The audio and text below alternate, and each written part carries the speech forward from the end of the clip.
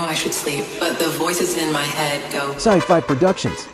Building the MTB Van continues. Stage 1 complete.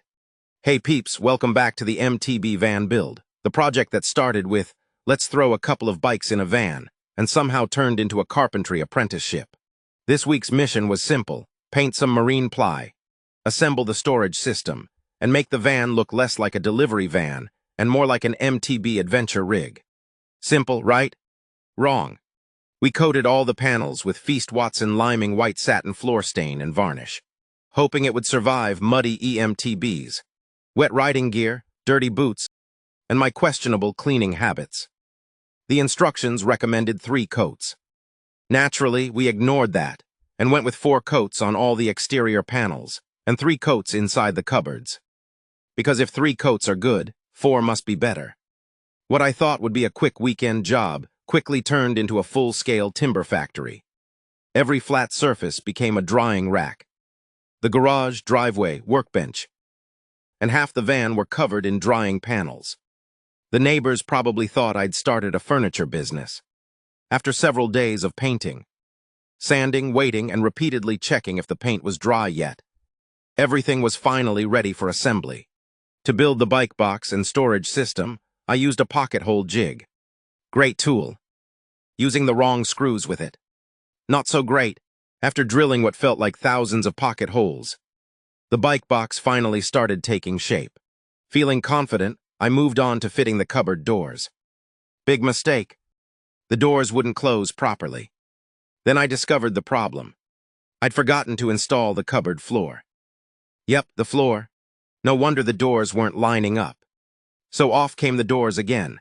At this point, the van build had become less about construction and more about fixing my own mistakes. One thing I've learned during this build is that making cabinets outside the van and fitting them inside the van are 2 completely different sports. Outside the van, everything is square. Inside the van, nothing is square. The walls curve. The roof curves. Even things that look straight somehow aren't straight.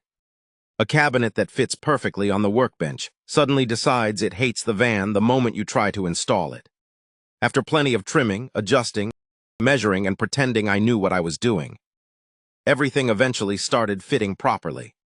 Then, just to keep things interesting, I snapped a drill bit straight into the bin. Thank you for your service, little buddy. Next came installing the top of the bike box and fitting the lockable sliding drawer. Definitely a 2-person job, so I recruited my better half. Translation: she helped while I pointed at things. Once the drawer was installed, I started loading shelves with riding gear and experimenting with layouts. At the same time, I painted the bike drawer with flat black epoxy paint. This stuff feels bulletproof. Then came the moment of truth. The white finish has completely transformed the interior. The van is finally starting to look like a proper MTB adventure rig instead of an expensive woodworking project. With the bikes loaded and everything secured, it's brighter, cleaner, and looks far more professional than I expected. To finish things off, I loaded roughly 300 kilograms of cabinetry. The first stage of the storage system was complete. Time to see if I could load the bike without removing the front wheel. I rolled the bike up, started loading it, tried sliding the drawer in. Now the door not closing. More confusion. A few words not suitable for YouTube. Then I realized the problem. The bike wheels were facing the wrong direction. The issue wasn't the drawer. It wasn't the van. It was me. So off came the bike. Around went the wheel, and suddenly everything worked perfectly. Drawers, bike's tools, and random hardware into the van, and took it for a test drive. The result? Honestly, I was expecting worse. 8.1 liters per 100 kilometers.